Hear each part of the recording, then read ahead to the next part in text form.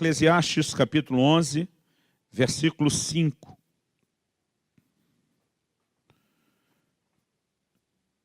O texto sagrado diz: assim como tu não sabes qual o caminho do vento, nem como se formam os ossos no ventre da mulher grávida, assim também não sabes as obras de Deus, que faz todas as coisas. Você pode repetir isso comigo?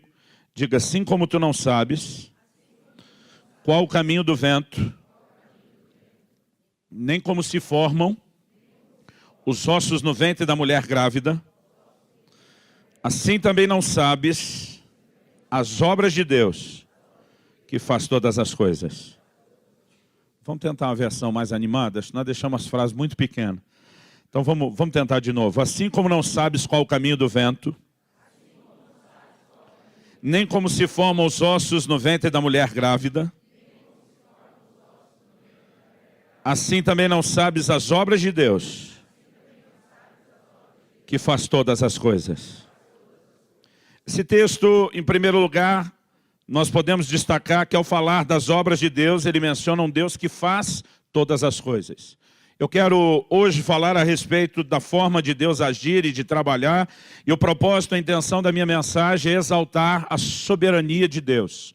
Um Deus que está no controle de todas as coisas, um Deus que governa todas as coisas, um Deus cuja mão continua se movendo, um Deus que continua agindo em todas as coisas. Mas ao mesmo tempo eu quero também explorar uma característica desse agir da parte de Deus, que é apresentado nessas duas figuras, nessas duas ilustrações. Em primeiro lugar, ele diz: assim como não sabes qual o caminho do vento.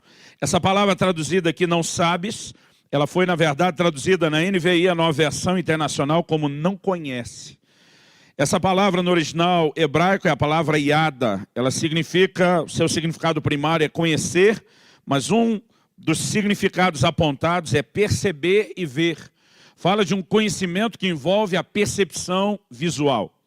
E não apenas o significado sugere a percepção visual junto com o conhecimento, mas os dois exemplos que foram dados falam disso. Quando ele cita o caminho do vento, é lógico que o caminho do vento, as correntes de ar, elas não são visíveis aos nossos olhos. Isso não significa que esse caminho não seja real. Em algum momento você pode sentir a brisa no rosto, você pode ver uma árvore balançando e naquele momento você sabe, o vento está soprando para lá. Mas ainda que você saiba naquele momento, naquele lugar, para onde o vento está soprando, a gente não sabe, como diz o ditado antigo, onde é que o vento faz a curva. Porque as correntes de ar se alternam o tempo todo. Então esse mesmo vento que está soprando naquela direção, daqui a pouco ele vai se alternar e essas correntes de ar, ou o caminho do vento, ele é algo invisível aos nossos olhos. É algo certo, é algo real, é inquestionável que o vento tem o seu caminho. Porém, nós não temos necessariamente uma evidência diante dos nossos olhos. Depois ele cita um segundo exemplo, assim como não sabes como se formam os ossos no ventre da mulher grávida. Está falando da criança em formação no ventre da sua mãe. Se esse exemplo significasse meramente conhecimento, a gente poderia dizer que nem atual, nem contemporânea mais essa frase é.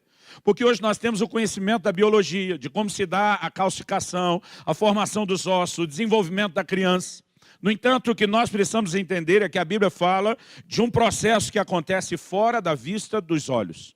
Ainda que a gente possa ter a evidência mês após mês, da barriga daquela mamãe que vai se desenvolvendo, vai aumentando de acordo com o desenvolvimento da criança. Ainda que a gente saiba que algo está acontecendo, os detalhes do processo acontecem fora da vista dos olhos. Então, de novo, ele está falando de algo que é certo, de algo que é inquestionável, no entanto, não pode ser fiscalizado pela vista dos olhos.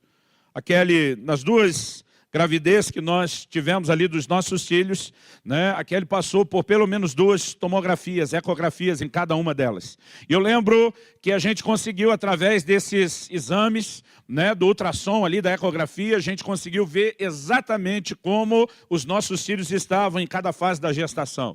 Dá para ver que estava tudo em ordem. Mas apesar de um momento a gente ter um contato visual através de um exame, o processo todo acontece fora da vista dos olhos. E é depois de usar esses dois exemplos que ele diz, assim também. Em outras palavras, da mesma forma, semelhantemente, da mesma maneira, não sabes as obras de Deus. Aqui ele não está falando que nós não podemos ter conhecimento, que nós não vamos tomar ciência do que Deus faz. Mas a Bíblia está definindo uma maneira de Deus agir, que eu quero classificar e usar isso como tema da mensagem hoje, o agir invisível de Deus. Deus tem uma forma de agir que não é necessariamente visível aos nossos olhos. Em outras palavras, o fato de que eu e você não estamos vendo o que Ele está fazendo, o fato de que eu e você não sabemos como Deus vai agir em determinada circunstância, não significa que Ele não esteja agindo. Aliás, a Bíblia diz, não sabes as obras de Deus que faz todas as coisas. Uma coisa é certo, Ele está fazendo. Agora, como Ele fará, não é o que necessariamente eu e você vamos poder ter um testemunho visual, uma constatação, uma comprovação. E a razão pela qual Deus decidiu agir de forma invisível aos nossos olhos, eu acredito que se dá em primeiro lugar pelo próprio fato de que eu e você fomos chamados para andar e caminhar em fé. A Bíblia diz lá no livro de Abacuque, e repete isso no livro de Romanos, no livro de Gálatas, na Epístola aos Hebreus, que o justo viverá da sua fé. A relação que nós temos com Deus é baseada em fé. E a definição bíblica de fé é que fé é convicção de coisas que não se veem. Então, se a nossa relação com Deus é baseada em fé, e a fé é a convicção do que não se vê, eu acredito que esse é um excelente motivo para Deus agir de uma forma que nós não necessariamente tenhamos que ver ou constatar, né, pela fiscalização dos olhos o que ou como Ele está fazendo. No entanto, eu acredito que esse não é o único motivo, não é a única razão. Há uma segunda, eu quero explorar melhor essa segunda razão, embora nós também vamos falar aqui a respeito de fé. Isso tem a ver com o fato de que não apenas eu e você temos dificuldade de entender o agir de Deus, mas alguém mais além de nós, que é Satanás, o arqui-inimigo de Deus e dos seus projetos, ele também tem dificuldade de entender e acompanhar a forma de Deus agir e a maneira de Deus lidar. Eu acredito que uma das razões pelas quais Deus quis agir de maneira que nós não necessariamente entendêssemos, compreendêssemos ou enxergássemos, é não apenas para nos chamar a um lugar de fé e confiança, mas é para deixar também Satanás, o diabo, né, perdido em relação à forma de Deus agir. E há uma razão pela qual Deus quer deixar o inimigo assim. Antes de explorar isso, eu quero começar declarando e estabelecendo aqui como primeiro ponto, né, como primeiro argumento do que nós queremos trabalhar, que o agir de Deus, ele vai além da nossa compreensão. Você pode repetir isso, só para te ajudar a lembrar os pontos principais. Diga comigo, o agir de Deus vai além da nossa compreensão. Antes de falar isso, nós precisamos ver até uma característica de Deus. Em Provérbios 25:2, a Bíblia diz, a glória dos reis é esquadrinhar as coisas. Você olha, por exemplo, para Salomão e percebe que o trono dele se firmou baseado no conhecimento, na informação. Agora, a Bíblia diz, a glória dos reis é esquadrinhar, é esmiuçar, é explicar as coisas. Mas o mesmo versículo, Provérbios 25:2, diz, a glória de Deus é encobrir as coisas. Enquanto o homem gosta de detalhar os processos, enquanto o homem gosta de dar ou de receber explicações, a Bíblia diz que Deus não faz questão nenhuma de ficar dando satisfação daquilo que faz. Aliás, a Bíblia diz, a glória dele é encobrir. Se por um lado a Bíblia diz em Deuteronômio 29:29 que as coisas reveladas pertencem a nós e nossos filhos para sempre, por outro lado a Bíblia diz as coisas ocultas pertencem a Deus. Ou seja, Ele não revelou tudo, Ele não decidiu que a gente teria conhecimento de tudo, pelo menos não agora. Eu que sou um cara exageradamente curioso, me animo quando vejo Paulo dizendo que um dia nós conheceremos como também somos plenamente conhecidos. Ou seja, se Deus nos conhece plenamente, não há nada oculto, né, aos olhos ou ao conhecimento dele, essa é a maneira como um dia eu e você vamos conhecer. E chegará o dia onde a gente vai ter resposta, explicação e entendimento para tudo. Mas até que esse dia chegue, nós precisamos aprender a confiar em Deus, independente de termos ou não termos explicações. Agora, a própria maneira de Deus agir vai além da nossa compreensão. Em Isaías 55:8 e 9, Deus diz, os meus pensamentos são mais altos do que os vossos pensamentos, e os meus caminhos são mais altos do que os vossos caminhos. Deus está dizendo, não só a minha maneira de pensar, mas os meus caminhos, a minha forma de agir está além da sua capacidade de compreensão. Uma certa ocasião, Jesus, na última ceia, resolveu lavar os pés aos discípulos e Pedro protestou. Porque isso era o ato que era a responsabilidade do escravo, do menor na casa fazer. Ele não consegue imaginar Jesus na posição em que está lavando seus pés. E ele diz para Jesus, de modo nenhum o Senhor vai fazer isso comigo. Jesus diz para Pedro duas coisas. A primeira é, se eu não lavar seus pés, você não tem parte comigo. Pedro imediatamente se retrata. Diz, Senhor, então não só os pés, a cabeça, as mãos, me banho inteiro. Né? Mas o Senhor Jesus olha para ele e diz, o que eu faço não entenderás agora, entenderás depois. Talvez nada exprima tanto a essência da minha mensagem nessa manhã, como a declaração de Jesus a Pedro, o que eu faço não entenderás agora, entenderás depois. Haverá um dia de compreensão, haverá um dia de explicação, haverá um dia de clareza para mim e para você, mas até que esse dia chegue, nós precisamos entender que Deus não acidentalmente, mas intencionalmente está nos chamando a confiar que Ele continua tendo bom senso, que Ele continua sendo o Deus soberano, independente da gente entender as circunstâncias ou não. Quem está entendendo, diga amém. Eu gosto de uma frase de Lutero, Martinho Lutero, grande reformador. Ele diz, não sei por quais caminhos Deus me conduz, mas conheço bem o meu guia. Há uma diferença em entender como ou o que exatamente Ele fará. E a outra é poder dizer como Paulo, eu sei em quem eu tenho crido. Nós temos crido numa pessoa que está acima de qualquer suspeita. A fé se baseia no caráter de Deus. E eu quero dar destaque a isso nessa manhã.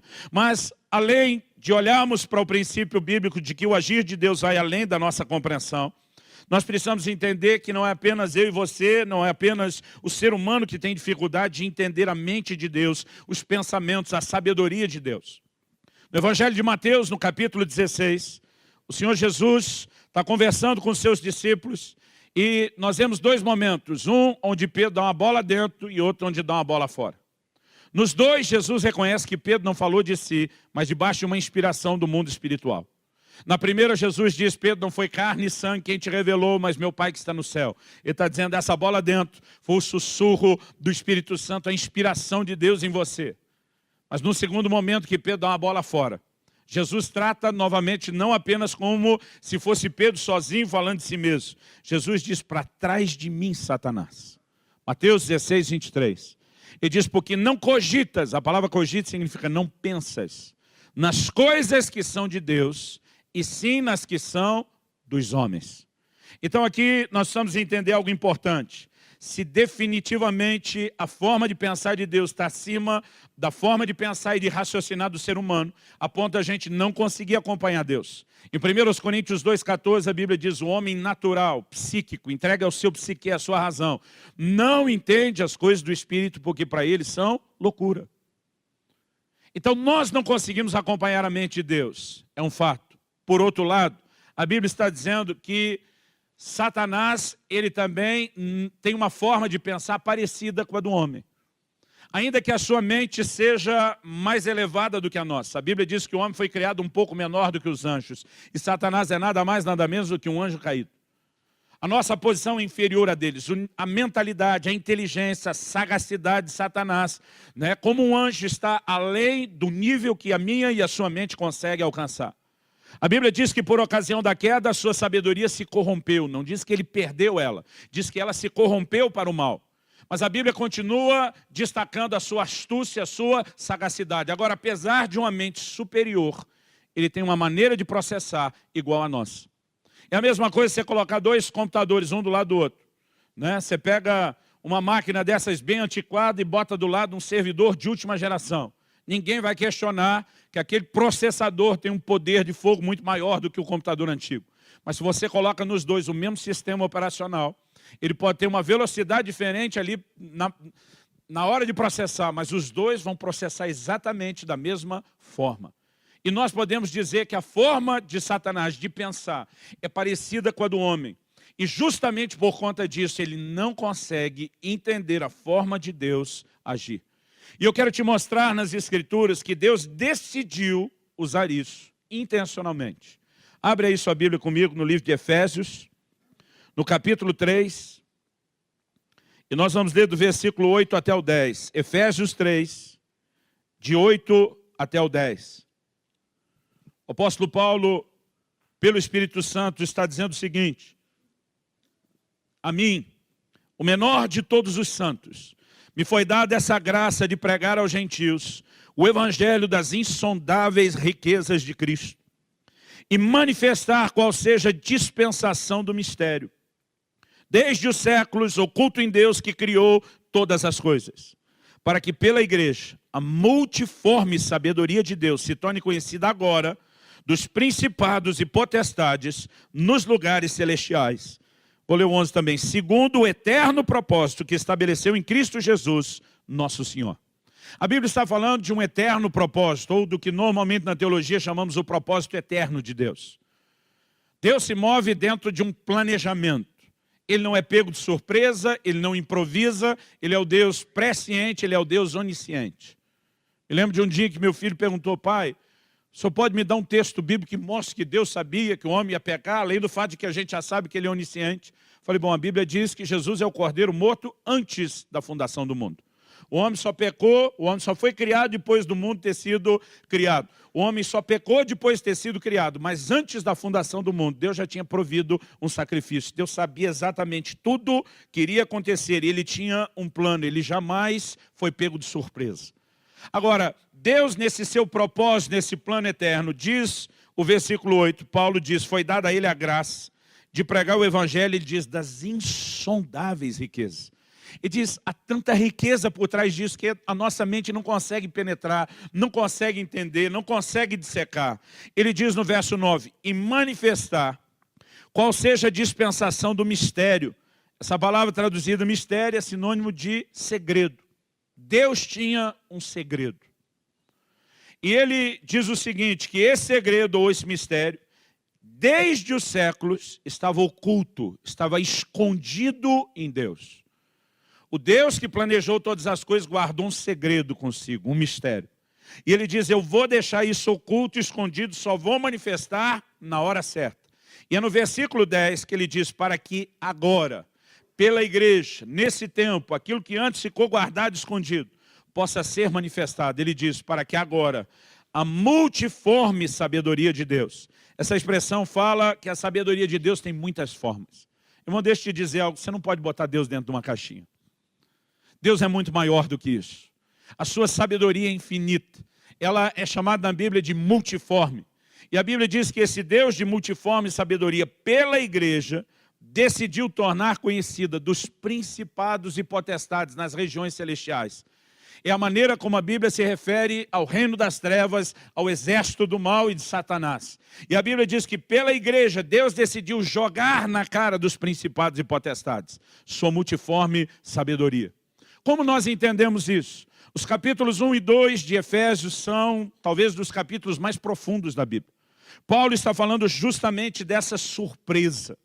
Fica feio aplicar isso para Deus, fica um tanto até vulgar, mas só para você entender melhor, Deus tinha uma carta na manga. Ele tinha uma surpresa que foi guardada para um momento específico. Quando você lê o Velho Testamento, o tempo todo há promessas a respeito do reino de Deus. No livro de Daniel, isso ganha talvez a configuração mais clara. Nabucodonosor, e depois você pode checar isso lá em Daniel capítulo 2, Nabucodonosor tem uma visão. Ele vê uma estátua composta de 4 metais diferentes. A cabeça era de ouro, o peito e os braços eram de prata, o ventre de bronze, mas as pernas de ferro. E Daniel, ele não só diz ao rei Nabucodonosor o que foi que ele sonhou, mas ele dá o significado da visão e diz, tu, ó rei, é a cabeça de ouro, mas depois de ti virá um reino inferior ao teu. Ele está dizendo que cada mudança de metal seria uma mudança de reino. Quem foi Babilônia? Babilônia foi, e não precisamos olhar só para a Bíblia, a história é clara sobre isso, foi o primeiro império de proporção mundial. Nunca antes de Babilônia alguém dominou a terra. Babilônia foi o primeiro império a dominar o mundo dos seus dias. Mas Deus estava dizendo ao rei Nabucodonosor, Babilônia não vai permanecer no governo. Vocês serão substituídos por um segundo império.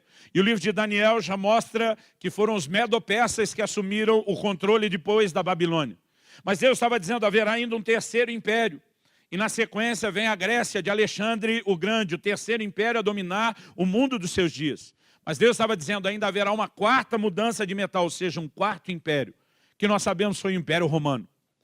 A Bíblia diz que uma pedra era cortada sem auxílio de mãos e atingia a estátua onde? Nos pés. Essa pedra cortada sem auxílio de mãos fala de algo divino, que não tem nada de humano.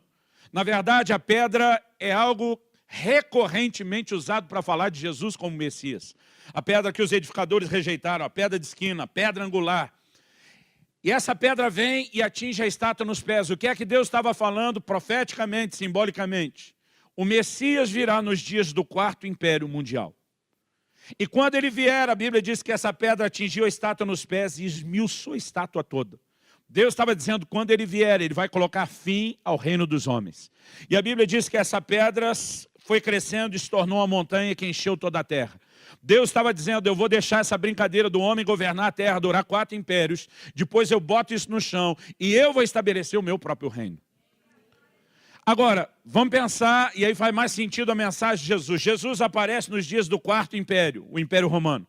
E ele diz, o tempo está cumprido e é chegado o reino de Deus. O que o povo estava esperando, irmão? A maioria das pessoas não estava esperando um reino espiritual.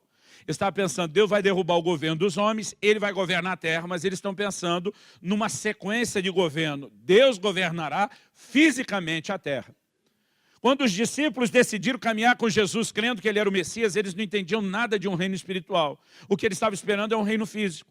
É por isso que a Bíblia diz que Tiago e João vão junto com a mãe deles fazer um pedido especial para Jesus. Ela diz, Senhor, quando te assentares no trono da tua glória, permite que a gente se sente um à sua direita, outro à sua esquerda. O que os dois bonitão estavam querendo? Um ser ministro da fazenda, o outro do planejamento.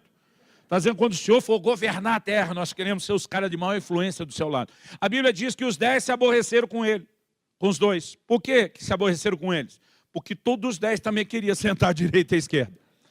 Todo mundo estava de olho numa boca boa ali, de dominar a terra e o mundo junto com o Messias. Eles deram muito trabalho para Jesus no sentido de entender o reino espiritual. O Senhor Jesus em Lucas 17, 20 e 21 tem que explicar e diz, o reino de Deus não vem com aparência exterior, não adianta dizer ei-lo aqui, ei-lo ali, ele diz porque o reino de Deus está dentro de vós. Jesus estava tentando fazê-los entender que antes de estabelecer um reino físico, ele veio estabelecer um reino espiritual. Mas ninguém conseguia entender isso. A maior parte das pessoas lendo o Velho Testamento não enxergava a igreja dos gentios. Tudo que eles conseguiam enxergar era Deus cumprindo o seu propósito através da linhagem natural de Abraão. Porque Deus fez uma aliança com Abraão e a sua descendência. Então, a maioria das pessoas não enxergavam isso. Agora, não apenas esse segredo foi mantido, oculto e escondido dos homens, mas eu quero te dizer, o diabo também não conseguia entender nada disso. Quando Paulo está dizendo para que agora a multiforme sabedoria de Deus seja conhecida dos principados e potestades, ele está dizendo agora é que vai cair a ficha deles, do que é que Deus estava arquitetando, do que é que Deus estava planejando ou executando sem que eles entendessem. Então, é importante que eu e você possamos entender alguns detalhes. Enquanto Satanás se concentra em tentar impedir a expressão do reino físico, todo reino tem pelo menos 2 fundamentos assim inegociáveis. Todo reino precisa de um rei. O rei do reino era o Messias prometido, que antes de ser revelado, foi revelado primeiro o povo do reino. Porque Deus fez uma promessa para Abraão. Em ti serão benditas as nações da terra. Deus está dizendo o que eu quero fazer às famílias da terra. O que eu quero fazer na terra toda vai começar através de você e vai transbordar para todo mundo. Então Deus está dizendo, vocês serão o povo, o agente de execução do cumprimento do meu plano e do meu propósito. E aí você vê Satanás travando uma verdadeira batalha contra essa nação. Nos dias em que Jesus se manifesta, eles já estão debaixo do quarto império mundial. Estão sufocados em termos de nação, como identidade. Agora, eles vêm enfrentando ao longo da história todo tipo de oposição. O livro de Esther nos mostra como, durante os dias do Império Medo-Persa, um plano foi arquitetado para tentar exterminar a nação ou a linhagem de Abraão, de Israel, num só dia. E durante muito tempo houve oposição. O que o próprio Satanás não conseguia entender é o que João depois vai nos explicar. Veio para o que era seu, mas os seus não o receberam. Mas a todos quantos o receberam, deu-lhes o direito de serem feitos seus filhos. Irmão, Deus guardou um segredo muito bem escondido. Enquanto os judeus estão lá se orgulhando de ser filhos de Abraão, Jesus, num momento específico, diz, dessas pedras Deus pode fazer nascer filhos a Abraão. Sabe o que Jesus está dizendo? Vocês não têm noção, vocês não têm ideia de onde Deus vai tirar o cumprimento da promessa dele da linhagem de Abraão. E aí depois, voltando lá para o livro de Gênesis, você percebe que Deus falou duas coisas distintas. Ele diz para Abraão, a tua linhagem será como a areia do mar. Deus está dizendo, vou te dar uma linhagem terrena. Mas Deus também disse, a tua descendência será como as estrelas do céu. Deus está dizendo, eu vou te dar uma linhagem celestial. Escrevendo aos Romanos e principalmente aos Gálatas, Paulo explica que os que são da fé é que são filhos de Abraão. Na carta aos Romanos, capítulo 2, versos 28 e 29, ele diz que judeu não é aquele que é exteriormente. Circuncisão não é aquela que é na carne, mas sim no coração. Então isso não podia ser entendido. Enquanto os próprios judeus acreditavam que o reino de Deus seria estabelecido pela linhagem natural de Abraão, o reino das trevas pensava a mesma coisa. E Deus, na verdade, traz uma surpresa enorme disso. Por exemplo, como se esperava que Jesus iria estabelecer um reino físico? Qual foi a ação do diabo para tentar impedir o estabelecimento do reino? Vamos levar Jesus para a cruz. Vamos matar o Messias. A Bíblia diz que o próprio Satanás entrou em Judas. Eu acho que ele está naquela filosofia, se quer que seja bem feito, faça você mesmo. Não terceirize. A Bíblia diz que o próprio Satanás entrou em Judas para garantir a traição, a morte de Jesus. O que o diabo não entendia é que antes de estabelecer um reino físico, Jesus veio para estabelecer um reino espiritual. A Bíblia diz, sem derramamento de sangue não há remissão de pecados. Enquanto o diabo tentava se opor ao plano de Deus, ele facilitou a ida de Jesus para a cruz. Deixa eu te dizer algo, querido, graças a Deus e ao diabo, eu e você fomos salvos. Porque enquanto ele tenta se opor ao plano de Deus, a um plano que ele não entende, mesmo enquanto ele está se debatendo para lutar contra, ele muitas vezes acaba trabalhando a favor. E eu quero tentar te mostrar isso pela palavra de Deus. Esse é o segundo ponto que eu quero explorar. O primeiro é que o agir de Deus vai além da nossa compreensão. Mas o segundo é que vai além da compreensão do diabo e Deus se aproveita disso. Eu lembro de uma frase que eu ouvi na minha adolescência da irmã Valnice Milhomes. Ela diz, quando a gente quer pegar ratos, a gente usa uma ratoeira. Ela diz, Deus arma sataneiras para pegar Satanás. Assim como a gente usa a ratoeira, Deus tem as suas sataneiras. E eu quero tentar te mostrar isso pela palavra de Deus, porque eu acredito que nós estamos vivendo um tempo onde às vezes as pessoas estão dando moral demais para o diabo. Estão dando moral demais para o cão. Eu acredito que é hora da igreja voltar a falar da grandeza de Deus, da soberania de Deus, da providência de Deus, do controle de Deus. E eu quero te dizer, querido, que o diabo não é tudo o que parece que é. Uma boa ilustração é dizer que ele é como um cachorro na coleira. Ele só vai até onde o tamanho da corrente permite.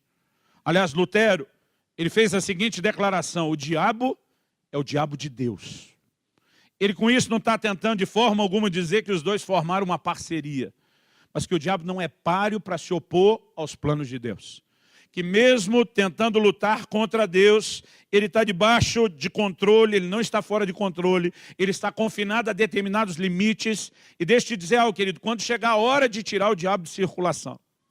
O livro de Apocalipse diz lá no capítulo 20, o apóstolo João diz, então vi descer do céu um anjo. Ele não fala de Miguel com todas as suas hostes e com todos os seus exércitos. Ele diz um anjo.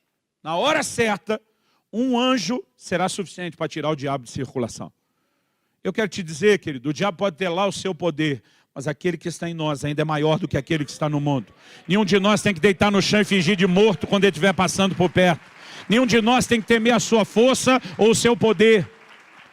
Eu vejo uns crentes que estão dando força e poder demais ao diabo. O que nós precisamos entender é que Deus, na sua soberania, decidiu explorar essa ignorância do diabo em relação a entender o seu plano e ao seu propósito. Então Paulo está dizendo que quando a igreja, aqui ele está falando da igreja dos gentios, foi levantada, Deus jogou na cara do diabo sua multiforme sabedoria. A gente tem um ditado para indicar esperteza, conhecido aí no Brasil todo. Né? A nova geração já não usa tanto. Da minha para trás usava mais. A gente costumava dizer para indicar esperteza, enquanto você está indo, eu já estou voltando. A gente poderia dizer que enquanto o diabo está indo, Deus já foi e voltou eternas vezes. Ele não é páreo para Deus. Agora, algo que eu e você precisamos entender, não é que apenas na tentativa de impedir a vinda do Messias, ele contribui para o plano de salvação. Não é apenas que o diabo tentando se opor a Israel não percebeu Deus levantando a igreja dos gentios. Mas depois que ele percebe que o povo que estabeleceu o reino era não necessariamente o Israel segundo a carne, mas o que o Novo Testamento chama do Israel de Deus. Está falando dessa linhagem espiritual. Aí ele vira o canhão de perseguição contra a igreja. Atos capítulo 8, versículo 1 diz que uma grande perseguição se levantou contra a igreja. Pode ter certeza que isso era oposição do inferno ao estabelecimento do reino de Deus, à proclamação do evangelho. Mas sabe o que é curioso? É que quando isso aconteceu, mais uma vez, o diabo acabou trabalhando para Deus. Mais uma vez, ele acabou caindo numa sataneira. Em Atos 1,8, Jesus diz para os seus apóstolos: recebereis poder ao descer sobre vós o Espírito Santo, sereis minhas testemunhas, e diz tanto em Jerusalém, como Judeia, Samaria e até os confins da terra. Irmão, um avivamento varre Jerusalém, começa a transbordar para a Judeia, mas nunca transbordou além disso. Mesmo a turma da Judeia era aqueles que corriam para Jerusalém, que eram os mais abençoados. Eles não cumpriram a ordem de Jesus de levar aquilo além dos seus tempos. Mas Atos capítulo 8, versículo 1, diz que veio essa grande perseguição. E a Bíblia diz que quando a perseguição veio, todos, diz a Bíblia, exceto os apóstolos, todos foram dispersos por causa da perseguição. Na real, todo mundo fugiu, foi para salvar o couro, foi para salvar a pele. Mas a Bíblia diz que agora, enquanto a crentaiada está fugindo da perseguição, eles não saíram com outra intenção. A Bíblia diz, por onde eles vão passando, eles começam a anunciar o evangelho. E agora o evangelho começa a se espalhar para Samaria e além, de Samaria, em lugares onde eles não tinham entrado. Resumindo, o diabo se tornou o primeiro agente missionário da história da igreja.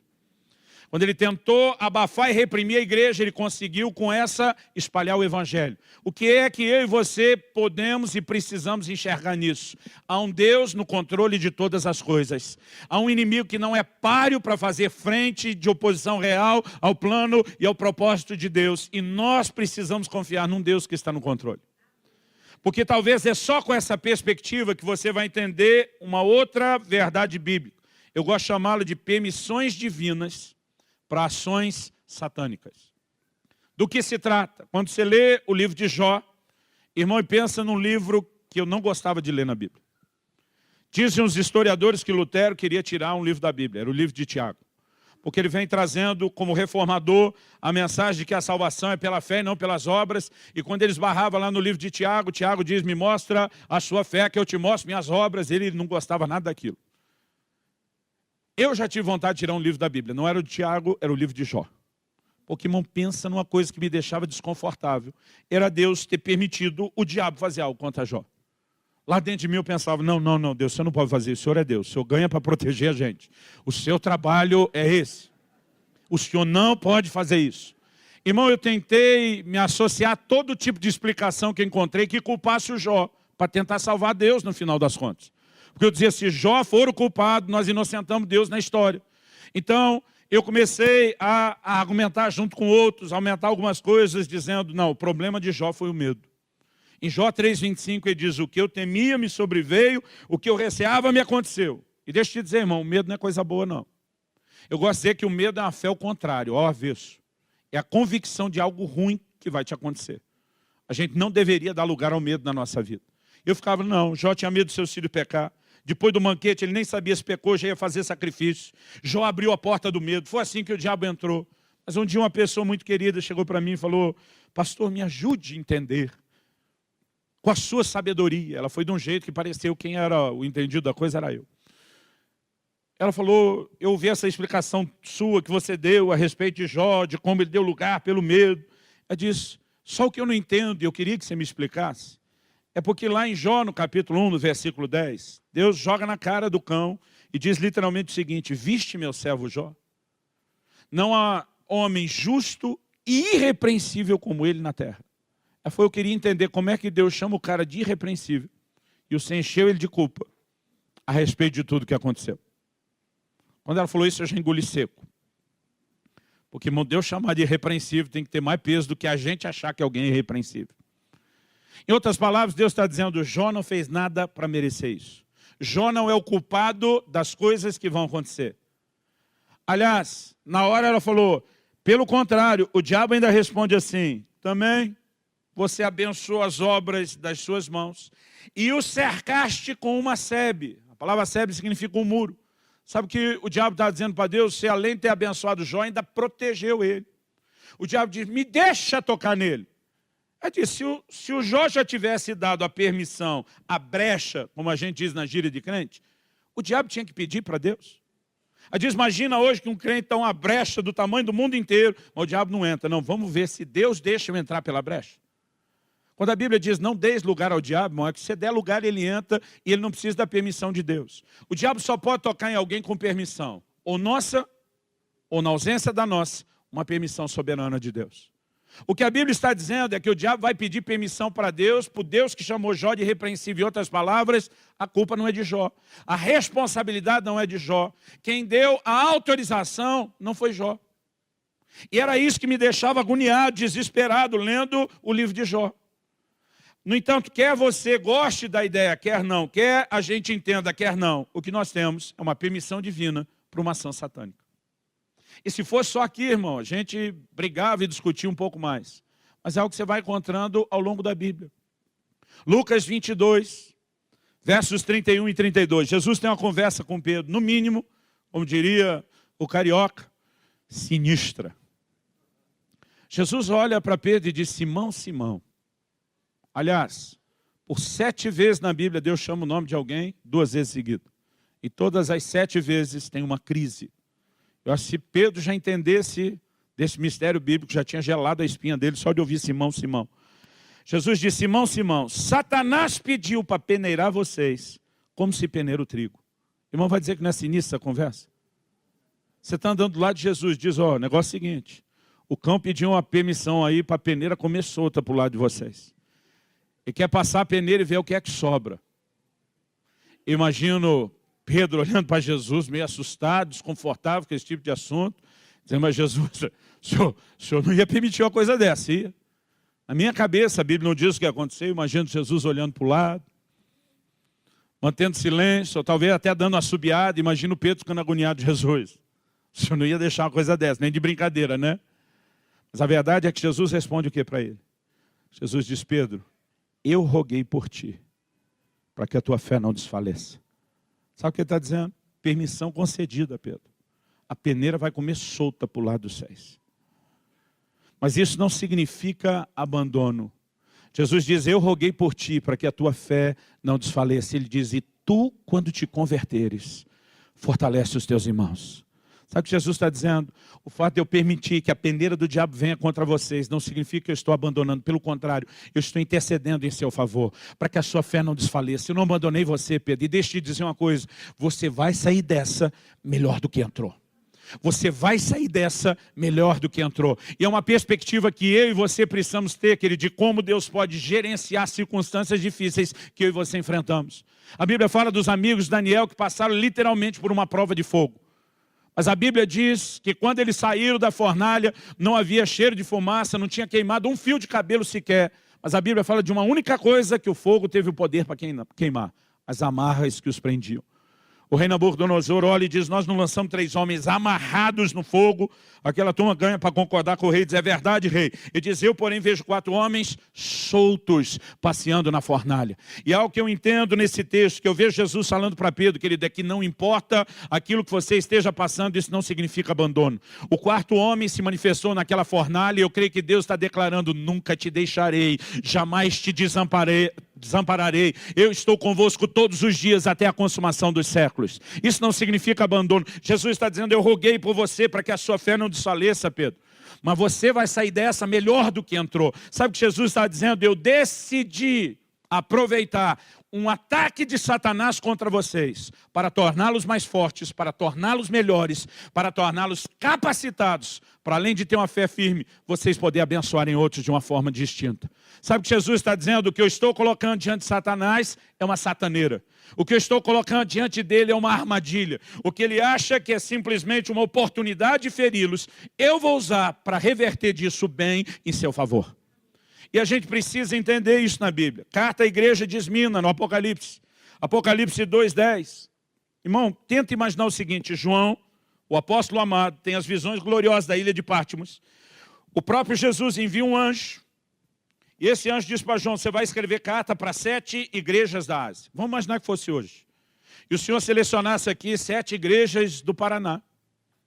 É o próprio Jesus mandando um recado personalizado para essas igrejas. E vamos imaginar que de alguma forma que a nossa fosse uma das 7 igrejas. E aí chega uma carta escrita pela mão e o punho de um dos 12 apóstolos do Senhor, dizendo: Jesus tem uma mensagem para vocês. E montaria babando na primeira fila para ouvir atentamente cada palavra. Em Apocalipse 2:10 o Senhor diz assim: o diabo há de se levantar contra vós. Interessante que ele não diz, mas usa a autoridade do crente. Ele não diz, mas repreende meu nome, amarra o miserável do cão. Ele não diz, ora e jejua, e não estou dizendo que essas coisas não devam ser feitas. A única coisa que ele diz é, ser fiel até a morte, e dar-te a coroa da vida. Jesus está dizendo, o diabo está vindo. Eu estou avisando vocês que ele está vindo. Ele não está fora de controle, mas ele terá permissão de vir contra vocês. Jesus pede uma única coisa, sejam fiéis, segura a onda, aguenta o tranco. Eu não estou abandonando vocês, eu estou avisando vocês de antemão. Permissões divinas para ações satânicas. É lógico que nós não estamos falando da regra. Isso cai muito mais na exceção do que na regra. Mas nós não podemos negar que isso também vai ser encontrado na palavra de Deus. Mas por outro lado, o que eu e você precisamos entender. E esse é o meu terceiro e último ponto aqui. Em primeiro lugar, a gente diz que o agir de Deus vai além da compreensão. Em segundo lugar, nós falamos que o diabo, por ignorância e não por disposição, ele acaba trabalhando para Deus. Mas em terceiro e último lugar, eu quero te lembrar que a Bíblia diz em Romanos 8:29 que todas as coisas, 8:28, todas as coisas cooperam para o bem daqueles que amam a Deus e são chamados segundo o seu propósito. A Bíblia não diz algumas coisas, não diz a maior parte delas, a Bíblia diz todas as coisas cooperam juntamente. Irmão, se tem alguém que pode ter a mania de conspiração, é o crente. Tudo conspira em seu favor. Aleluia. A Bíblia diz, todas as coisas cooperam para o bem dos que amam a Deus e são chamados segundo o seu propósito. Nós precisamos entender que Deus tem um plano, Deus tem um propósito na vida de cada um de nós. E Ele tem o poder de usar circunstâncias que nós não entendemos, que parecem contrárias. Ele tem o poder de usar até mesmo a oposição do inimigo para fazer com que a sua vontade, o seu plano se realize e se cumpra. Olha para a vida de José. José começa a receber sonhos da parte de Deus, palavras proféticas da parte de Deus. Eu vou te levantar, vou te colocar numa posição de governo, de autoridade, sua família vai se curvar diante de você. Irmão, o tiro parece sair pela culatra. Seus irmãos ficam aborrecidos, com inveja de tudo isso, acabam vendendo José como escravo, ele vai parar no Egito. Eles inventam uma história para Jacó, o pai de José, dizendo que seu filho morreu, a família está lá, né, vivendo um baita de um segredo, mas Jacó vivendo de luto, para muitos anos depois descobrir que não só o José nunca morreu. Agora eles vão ao Egito numa época de crise comprar comida. E eles descobrem que o camarada que está governando a maior potência do mundo da época é nada mais, nada menos que o seu irmão. Eles têm que se curvar diante dele exatamente da forma como Deus disse que aconteceria. Mas até que a palavra se cumprisse, a Bíblia diz que a palavra do Senhor o provou. José passou por uns bocados, irmão, que eu e você não queria estar na pele dele.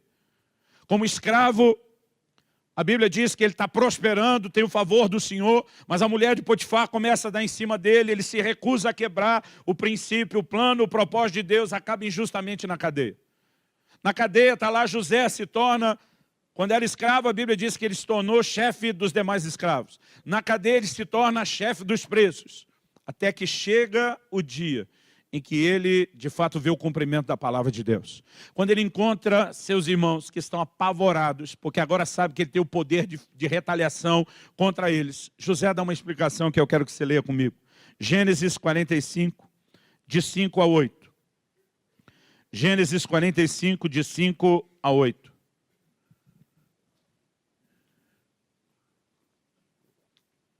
Ele diz, agora, pois, não vos entristeçais, nem vos irriteis contra vós mesmos por me haveres vendido para aqui.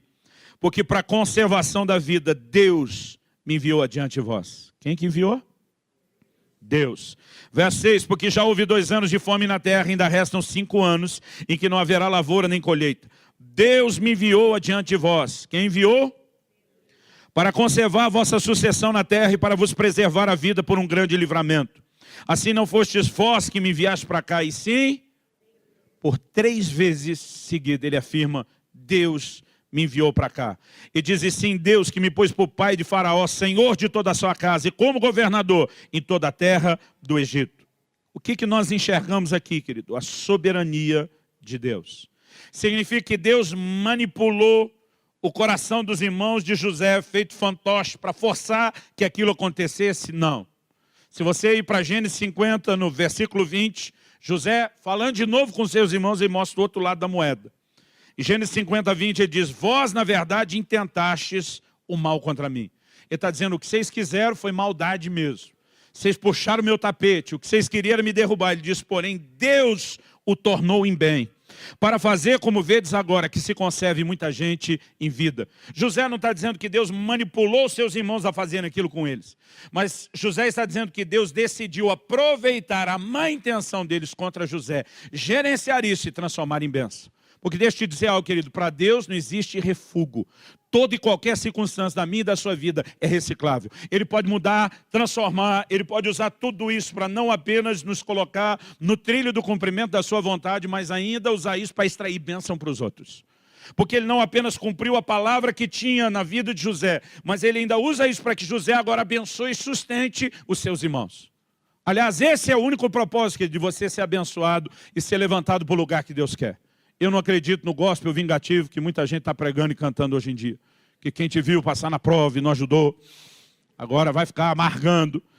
Se eu e você fomos chamados para pagar o mal com o bem, eu acredito que nós temos que ter uma mentalidade mais nobre. José olha e diz, eu vou pagar o mal de vocês com bem, eu vou sustentar vocês, eu vou ser a bênção na vida de vocês, que vocês não foram inicialmente na minha, mas o que eu e você enxergamos aqui, querido, há um Deus soberano que usa circunstâncias que nós não entendemos para extrair o bem. No final das contas, depois de tudo que Jó passou, ele se levanta e diz, antes eu te conhecia de ouvir falar, mas agora os meus olhos te veem. Sabe o que Jó está dizendo? Eu passei um mau bocado, mas o meu relacionamento com o Senhor ganhou outra configuração. E ele ainda termina dizendo, bem sei que tudo podes, meu amado, e nenhum dos teus planos é frustrado. Sabe o que ele está dizendo? Nada nunca fugiu ao seu controle, nada nunca saiu da tua mão ou do teu governo. O Senhor continua sendo Deus sobre todas as coisas. E para mim é muito importante falar e ensinar a respeito dessas coisas, querido, porque às vezes a gente não entende o que é a tentativa de Satanás. Eu, quando comecei meu ministério, eu pregava, baseado no que Jesus diz lá, o ladrão vem para roubar, matar e destruir. Eu dizia, o diabo quer roubar a sua família, o diabo quer roubar a sua saúde, o diabo quer roubar o seu dinheiro. Eu descobri que não é isso que ele quer roubar. Isso é um meio que ele usa para tentar chegar a um fim. O que ele quer roubar é a sua comunhão com Deus. O que ele quer roubar é a sua fé. O que ele quer roubar de você é um lugar seguro. Pensa no lugar mais seguro do mundo, é o colo de Deus. Jesus disse, as minhas ovelhas ninguém pode arrancar da minha mão. Quando você vai para o colo de Deus, irmão, não tem quem possa te arrancar de lá. Não tem capeta, não tem demônio, não tem inferno, não tem para ninguém. Paulo diz, eu estou bem certo que nem a morte, nem a vida, nem principado, nem potestade, ele diz, nada poderá nos separar do amor de Deus. Então não há nada nem ninguém que nos arranque do colo do Senhor. No entanto, Deus não nos fez reféns no seu colo. Ele não obriga a gente a ficar lá. E o único que tem o poder de tirar você de lá é você mesmo. O diabo não pode te tirar de lá, mas ele sabe que você pode sair. Qual é o jogo sujo, barato, mesmo o antigo jogo dele de sempre? Indispor seu coração contra Deus. Para que você desça do colo de Deus e seja encontrado nesse lugar onde você acaba sendo ferido e atingido pelo propósito inicial do próprio Satanás. E muitas vezes o que nós não entendemos é que essas circunstâncias contrárias, elas nos refletem uma ideia de abandono de Deus. Uma ideia que eu e você jamais deveríamos aceitar. A Bíblia diz que Deus é fiel, mesmo quando eu e você não somos. A Bíblia fala de um Deus que jamais nos deixará. A Bíblia ainda fala de um Deus que tem o poder de usar essas circunstâncias para trabalhar em nosso favor e não necessariamente contra nós. Eu e você precisamos entender que a fé se apoia no caráter de Deus, num Deus que está acima de qualquer suspeita. Tem muita gente que a maneira dele relacionar com Deus depende das circunstâncias. Quando a vida de Jó começa a desmoronar, a mulher dele vira para ele e diz, amaldiçoe seu Deus e morre. Sabe o que ela está dizendo? Deus é bom e vale a pena enquanto está cuidando da gente, enquanto está dando tudo certo, enquanto ele está dando o que a gente quer. Se o negócio enfeiou, vira sua boca, fala contra ele, morre de uma vez, desista de tudo. E essa tem sido a fé de muita gente. Jó vira e fala para sua mulher o que muito marido já quis falar para a sua. Você fala como uma louca, ele diz. Ele diz, ainda que ele me mate, eu o louvarei. O que ele está dizendo? Pode até parecer que ele quer me matar, que ele quer acabar com a minha raça, mas Jó está dizendo lá no fundo, irmão, a fé sabe que Deus está interessado não em me destruir, nem em te destruir. Através do profeta Jeremias, Deus diz, eu é que sei os pensamentos que eu tenho acerca de vós. São planos de bem e não de mal, para vos dar um futuro e uma esperança. Ele está dizendo, quem sabe o que eu penso a seu respeito sou eu, não é você. Ele diz, os meus pensamentos são bons a teu favor. Eu quero o melhor para você, Deus está dizendo, mas qual é o jogo do diabo? Tentar nos indispor contra Deus. Agora, a fé sabe que Deus é fiel. Jó consegue declarar ainda que ele me mata, ou que pareça que ele esteja me matando, eu vou louvá-lo. Mas ao mesmo tempo, querido, a fé, ela não desiste. Ele diz, mas eu sei que o meu Redentor vive e ele há de se levantar sobre a terra. Sabe o que Jó está dizendo? As circunstâncias vão mudar. Quem não muda é o Deus em quem eu acredito. E nós precisamos aprender a declarar como Paulo, eu sei em quem eu tenho crido. Não é no que nós estamos crendo, é em quem. É a pessoa, que ela é digna de confiança. Por favor, diga amém. Agora, quando entendemos isso, querido, o nosso posicionamento muda. E a gente tem que ter uma fé inabalável, mesmo no meio de circunstâncias que nós não entendemos. Porque ensinar essas coisas se tornou importante para mim. Em agosto de 1993, eu tive um acidente de carro que me trouxe muito questionamento. Eu sou vivo só por um milagre. Declaração dos médicos, enfermeiros, que não eram cristãos, não era nem minha. Mas mesmo tendo sobrevivido de uma forma milagrosa, todo mundo dizendo que teu santo é forte, alguém vela por você, aquele linguajar todo de quem, né, não entende a palavra de Deus da mesma forma que a gente. Eu lembro que eu tinha um questionamento enorme. Eu dizia, Deus, por que é que o Senhor permitiu isso? Eu dizia, na verdade, o tempo todo eu dizia para Deus, tenho certeza que isso foi coisa do cão, foi coisa do diabo. Mas eu dizia para Deus, o diabo só pode tocar em alguém com permissão. Falei, ou minha ou sua. Eu dizia para Deus, nós dois sabemos que não fui eu. Eu dizia, por eliminatória só sobrou você. Eu dizia para Deus, eu recorro ao Supremo Tribunal Celestial, eu apelo em última instância, não fui eu, o Senhor sabe que não fui eu. Apesar que nessa hora você tem que lidar com aquela turma, tipo os amigos de Jó, que eu prefiro chamar de os amigos da onça. É gente que está o tempo todo tentando fazer de você o culpado. Não, mas tem algum pecado oculto. Tem alguma coisa que você não confessou. Né? Sempre tem alguém, irmão, querendo explicar o que não entende. Eu lembro de alguém que me perguntou, mas vocês oraram antes da viagem? Teve um dia que o irmão falou, tem certeza que não tem pecado? Eu falei, estou quase pecando, é agora. Vou voar no seu pescoço, miserável. Aí o cara me perguntou, vocês oraram antes da viagem? Eu falei, irmão, a gente não orava só antes da viagem, a gente orava a viagem inteira.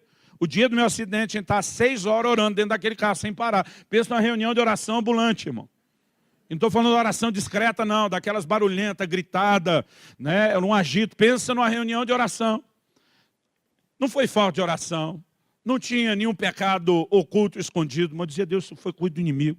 Mas eu dizia para Deus, eu quero saber por que é que o Senhor permitiu, porque não fui eu que permiti. Então só sobrou o Senhor. E o pior é que o tempo todo de questionamento, tudo que eu tinha era silêncio. Irmão, pensa numa coisa que me judia o silêncio. Principalmente quando eu quero discutir com alguém. Quando casei, falei para minha esposa, ela é muito dócil, o barraqueiro lá em casa sou eu. Um dia eu falei para ela, se você me ama, briga comigo. Porque às vezes eu queria discutir no sentido de argumentar, ela dizia, não, deixa. Eu dizia, deixa não. Pensa numa coisa difícil para mim, é o silêncio. E quanto mais eu orava e pedia uma explicação para Deus, mais silêncio. Irmão, eu já aprendi algo, Deus não deve satisfação para mim e para você. Muitas vezes ele fala porque ele quer, mas ele não deve satisfação para mim e para você. 1 ano e 3 meses se passaram. Eu estava numa crise enorme, eu não tenho tempo para falar disso.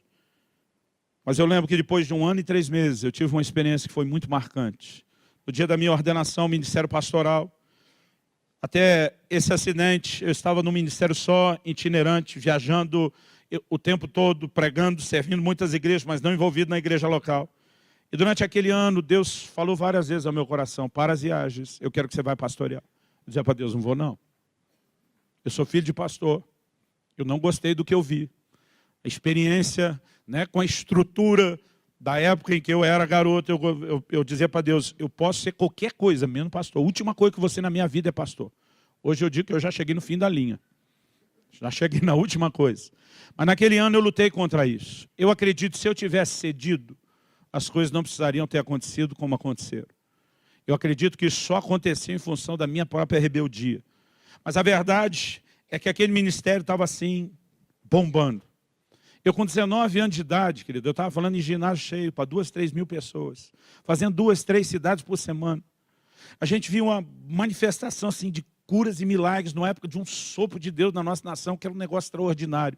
Quando o ano de 93, que foi o ano do acidente começou, a gente tinha, eu digo a gente que eu trabalhava com o pastor Harold, à frente da Comunidade de Vida, lá em Guarapuava até hoje, a gente tinha a agenda do ano inteiro cheia. 94 a gente não abriu nenhum tipo de convite, era só para atender os convites internacionais. A coisa estava bombando. A gente estava muito empolgado com o que Deus estava fazendo. E esse acidente aconteceu no auge. E foi depois da parada desse acidente que eu acabei cedendo. Me mudei para Guarapuava, aceitei o pastorado e minha vida passou por uma reviravolta. Agora, 1 ano e 3 meses depois do acidente, depois de quase 1 ano sendo provado no trabalho lá, nós estamos sendo ordenados ao ministério pastoral e muitas palavras proféticas começaram a ser liberadas. Todos os pastores que impuseram as mãos, eles começaram a liberar palavras proféticas muito fortes, muito precisas. Mas o Francisco, nosso Chicão, que está aqui sentado, foi quem rebentou a boca do balão. Falou de segredos do meu coração, de uma forma como eu nunca vi ninguém falar. Eu lembro que eu fiquei impressionado. Depois de um tempo fui conversar com ele, falei, cara, que profecia foi aquela aquele dia? E ele falou para mim, não, aquilo não foi uma profecia. Eu falei, se não foi profecia, foi o quê? Nunca vi alguém falar dos segredos do coração do outro como você falou aquele dia. Ele falou, não, a hora que eu impus as mãos sobre você, eu tive uma visão. Ele diz, e foi um anjo de Deus que falou comigo. Foi um anjo de Deus que me contou aquelas coisas e eu fui contando para você. E resumindo a história, o Senhor falou com o Francisco naquele dia. Eu entendo hoje a preocupação que ele tinha, porque eu digo que hoje nem eu teria ordenado eu mesmo ao ministério naquela época. Era muito novo, solteiro, imaturo, nem eu teria botado a mão na minha cabeça, talvez. Teria dito, vamos esperar um pouco mais. Mas o Francisco estava preocupado e uma das coisas que o anjo falou com ele foi, olha, uma preocupação no seu coração a respeito desses ministérios, apontou para nós os 3, mas ele falou para ele, o Altíssimo te faz saber que eles estão nas mãos do Senhor. Estão no lugar certo, na hora certa, fazendo a coisa certa. Não há motivo para que você se preocupe.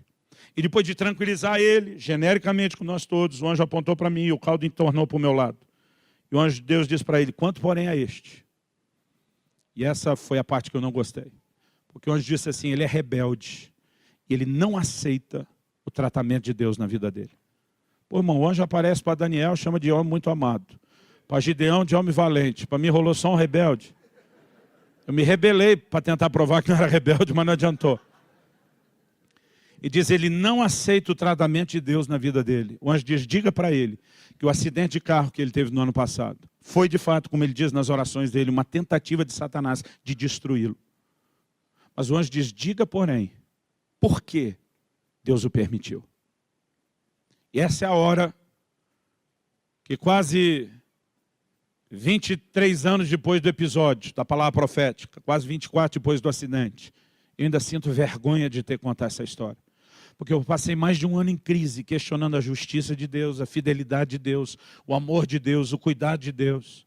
Por mais que eu não tivesse coragem de verbalizar por medo de pecar lá dentro, o sentimento, o pensamento que represava lá dentro de mim, não deixava de ser verbalizado, era Deus, onde é que você estava quando eu mais precisei de você? O que adianta eu ver milagre para os outros e não ter visto o seu cuidado? Aí tinha gente dizendo, não, mas foi um milagre Deus te guardar. Eu pensava, milagre por milagre. Por que o senhor deixou o carro cair lá na ribanceira para depois dizer, eu te guardei? Dizer, não era mais fácil arrumar o carro na estrada? Do que deixar, ó, você se lascou todo, mas fui eu que te guardei, tá? Então, eu ficava questionando isso tudo. E nessa hora, a palavra dada foi, diga, porém, por que Deus o permitiu. E o anjo disse, o ministério dele, apontando para mim, falando para o Francisco, estava crescendo mais rápido do que a capacidade dele de se deixar ser trabalhado por Deus. O anjo diz, era só uma questão de tempo. O sucesso se transformaria em fracasso, porque ele iria sucumbir debaixo do peso do próprio ministério. O anjo diz, o diabo queria pará-lo porque eu via como uma ameaça. Deus precisava pará-lo para não perdê-lo. E naquela hora o anjo diz, nos próximos anos Deus vai tratar profundamente com ele nessa cidade. Antes que chegue a hora de liberá-lo novamente para correr não só o Brasil, mas as nações. Irmão, eu achava que aquele vai liberar novamente a ser 1, 2 anos. Foram 9 anos esperando para voltar a viajar. Mas nesses 9 anos foi que eu comecei a entender um pouco dessa verdade de como Deus precisa trabalhar comigo e com você. E é irônico, mas eu gosto de dizer isso hoje. O diabo foi uma bênção na minha vida. Porque o cabeção, quando ele tem uma permissão, ele vai que nem urubu na carniça. Ele achou que de alguma forma conseguiria trazer prejuízo. Deus usa um prejuízo material para produzir algo diferenciado na minha vida, para me colocar de volta nos trilhos, no eixo do qual eu nunca deveria ter saído. E eu comecei a entender a partir disso, que da soberania de um Deus. Eu não acredito que eu tinha que ter passado por isso. Se eu tivesse parado antes, talvez nada disso teria sido necessário. Se eu tivesse sido sensível ao Senhor e obedecido Ele antes, talvez não precisasse passar por um processo doloroso. Mas ainda assim, eu gosto de dizer, Ele é fiel mesmo quando nós não somos. Deus foi criando oportunidades para que eu não me perdesse fora do plano e do propósito dEle. Mas hoje a razão pela qual eu sinto vergonha de contar a história, querido, é porque enquanto eu estava acusando Deus de abandono, na verdade Ele estava me protegendo. Enquanto eu estava dizendo, onde é que você estava que não cuidou de mim? Na verdade, Ele estava era cuidando de mim. Chegará um dia, querido, onde nós vamos entender coisas que hoje nós não entendemos. O Senhor falou comigo e disse, eu te deixei entender o que aconteceu nesse acidente. Porque eu quero que você use isso como uma ilustração, eu quero que você ensine isso. Eu quero que você pregue isso por onde eu te levar, pelo Brasil e as nações. Chame as pessoas a um lugar de confiança, no meu cuidado, no meu governo, na minha soberania. Chame a minha igreja a um lugar de fé e de uma confiança cega se for necessário. Mas o Senhor disse, você vai passar por outras circunstâncias que você não vai ter explicação. E você vai ter que confiar. E eu tenho aprendido, querido, a confiar nesse agir invisível de Deus.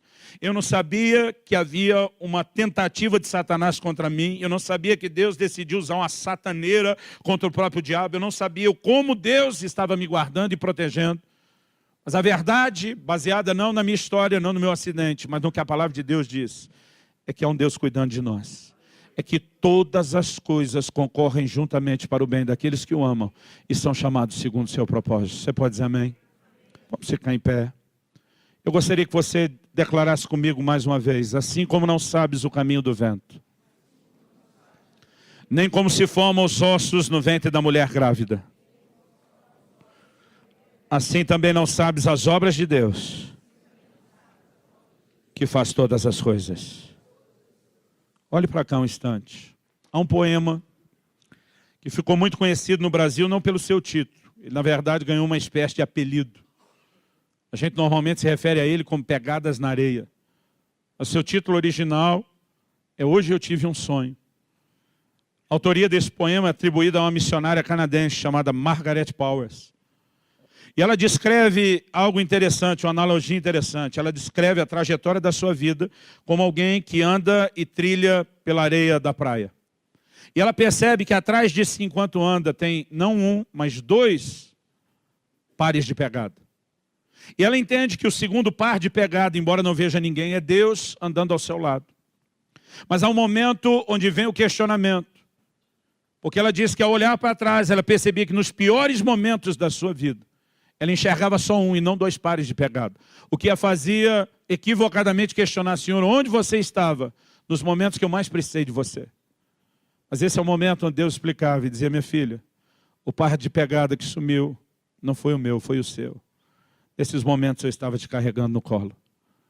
Deixa eu te dizer, querido, haverá um dia onde nós vamos entender as coisas sob outra perspectiva. E aquela palavra de Jesus a Pedro fica ressoando na minha mente. O que eu faço não entenderás agora, entenderás depois. Mas até que esse dia chegue, há um grito do coração de Deus para que eu e você possamos confiar nele. Há um grito do coração de Deus para que eu e você possamos agir não como a mulher de Jó queria agir, mas que a gente possa dizer, ainda que me mate, ou que pareça que está matando, eu vou louvar ao Senhor. Eu quero te convidar a 2 atitudes nessa manhã. A primeira delas de se arrepender, porque muitas vezes nós manifestamos muita incredulidade diante de Deus, em vez de confiar no cuidado dele por nós. Muitas vezes nós aceitamos a sugestão maligna de que o Senhor não se importa, de que Ele nos deixou, de que Ele não está cuidando da gente como deveria. E é a mesma velha jogada de sempre. Porque o que o diabo quer é que você se indisponha contra Deus. É que você desanime com Ele, é que você se afaste dEle. Eu não tenho explicação para tantas circunstâncias difíceis que as pessoas passam. Eu não consigo explicar para as pessoas que me perguntam, pastor, onde é que Deus estava nessa hora? Como ele estava agindo? Eu gosto de dizer como Lutero. Posso não entender os seus caminhos, mas eu conheço bem o meu guia. Eu sei em quem eu tenho crido. E eu quero te dizer que a fé se apoia no caráter de Deus. Num Deus que está acima de qualquer suspeita.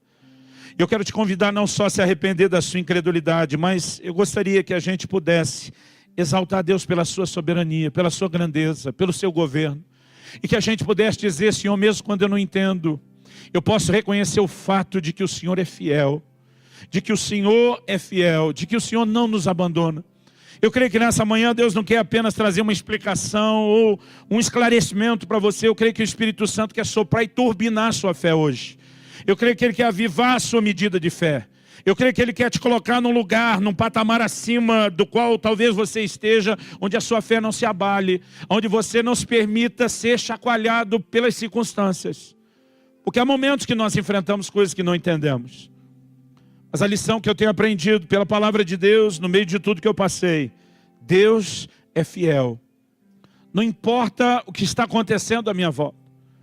Há um naufrágio no qual Paulo acaba envolvido sem precisar. Ele adverte o povo dizendo que aquilo não era necessário, ninguém ouviu. Mas no final das contas, esse naufrágio significa que uma ilha inteira, a ilha de Malta, foi evangelizada. Porque Deus consegue tirar lucro de toda e qualquer circunstância, meu querido. E talvez, em vez da gente ficar chorando aquilo que não entende, esteja na hora de eu e você começarmos a dizer, Senhor, nós queremos ver o resultado de um Deus que faz com que todas as coisas cooperem para o bem, daqueles que o amam e são chamados segundo o seu propósito.